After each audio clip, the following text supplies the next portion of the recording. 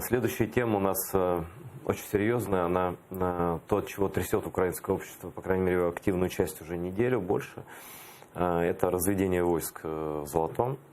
И вот главный вопрос, который всех интересует. Меня, любого другого человека, который что-то себе думает про Украину. Ну, мы сейчас внешнеполитический вопрос не будем обсуждать, так как вы советник Министерства внутренних дел.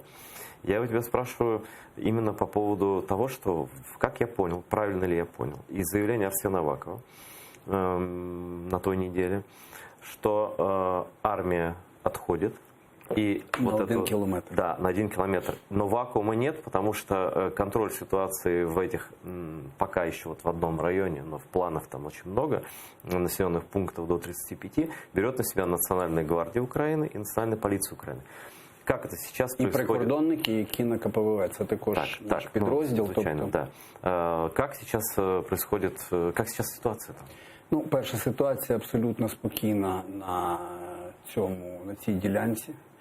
Як ви знаєте, там зараз перебуває безпосередньо на місці заступник голови Національної поліції Вадим Троян, мій побратим, до речі, бойовий, з яким ми познайомилися на війні, колишній воїн-доброволець, заступник командира батальйону Міністерства внутрішніх справ Азов, героїчного, і сьогодні це полк Національної гвардії.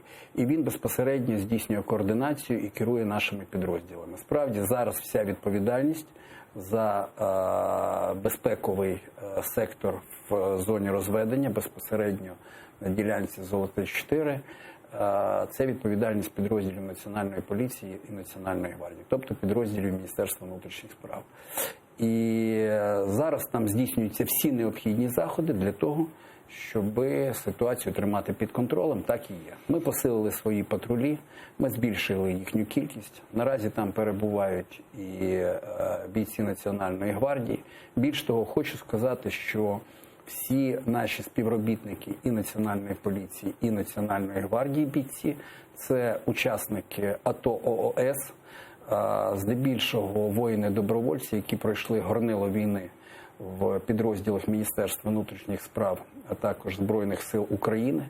Це бійці, які мають дуже великий досвід контрдиверсійної, контртерористичної діяльності.